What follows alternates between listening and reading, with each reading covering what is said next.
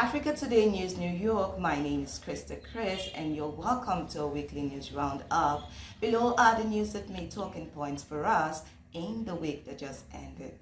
On Monday, we brought you the report that the Socio-Economic Rights and Accountability Project, SERAP, called on President Bola Tinubu to end the further collection of life pensions and other allowances of former governors who were serving as ministers in his administration from the states where they serve as ministers.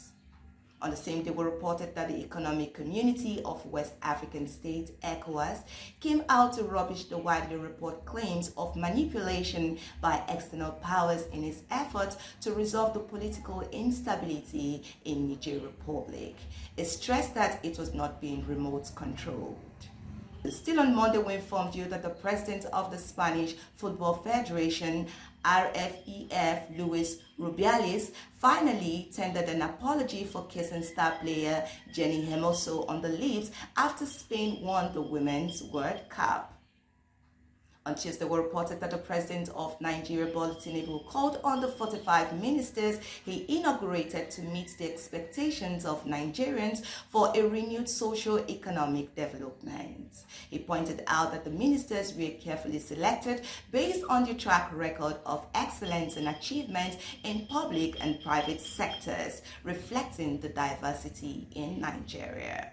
Still on the same day, we brought you the report that the Economic Community of West African States, ECOWAS, came out to announce that it won't accept the Republic of Niger junta's 3-year power transition plan.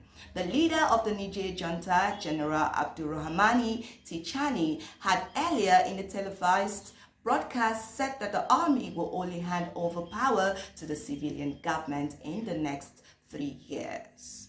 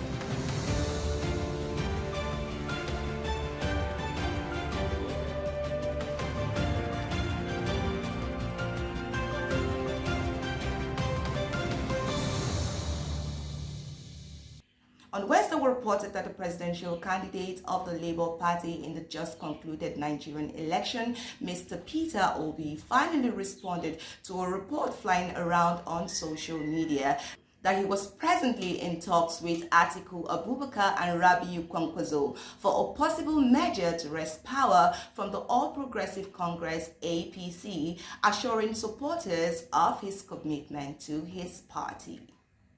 On the same day, we reported that the General Superintendent of the Deeper Life Christian Ministry, Pastor William Kumuyi, came under the fire after he came out to assert that he believes that God will use President Bola Tinubu to transform Nigeria. Still on Wednesday, we reported that Russian mercenary leader Yevgeny Prigozhin was on the passenger list of a jet which crashed in Russia, killing all 10 people on board. Social media reports linked it to the Wagner mercenary group revealed that his private plane was shot down by Russian air defenses. On Thursday, we brought you the report that the former president of the United States, Donald Trump, surrendered himself to authorities in the state of Georgia, where he faces criminal charges related to efforts to overturn the 2020 election. Once inside, he was quickly booked, and as part of that procedure, Trump had his mugshot taken for the first time in the history of a U.S. president.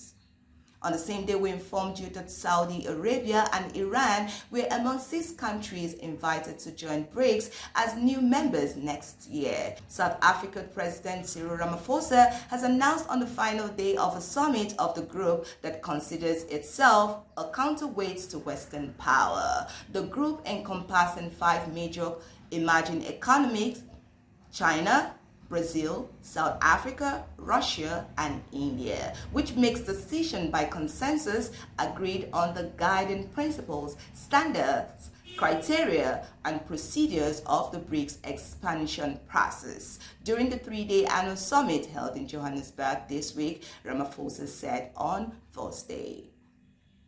Still on Thursday, we reported that Nigeria's newly inaugurated Minister of Works, David Umahi, inspected the Abuja-Lokoja highway and ordered concrete road construction for durability. The minister, who directed contractors to present quotations for concrete roads, declared that no projects under the present administration should last more than 2 years.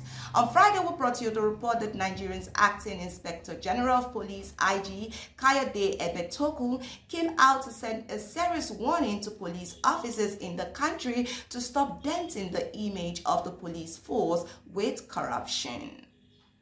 On the same day, we reported that the government of Somalia came out to announce a ban on social media platforms like TikTok and Telegram and an online betting app, claiming that the reason for taking such a decision was because they were being used by terrorists to spread propaganda.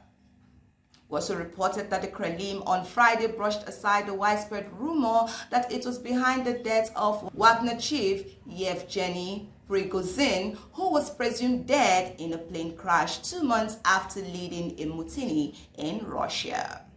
Finally, on Saturday, we reported that the military junta, who had on the 26th of July seized control in Niamey, shocked everyone when they gave the French ambassador 48 hours to leave Niger. This was confirmed by the country's Minister of Foreign Affairs.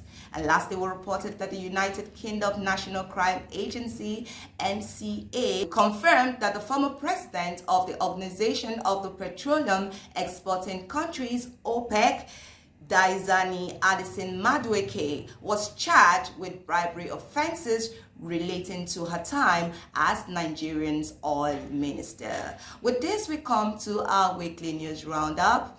Thank you for watching.